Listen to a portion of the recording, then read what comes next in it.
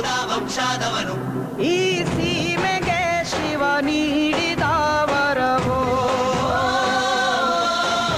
ಈ ಊರಿಗೆ ಇವಾಲದ ಮರವೋ.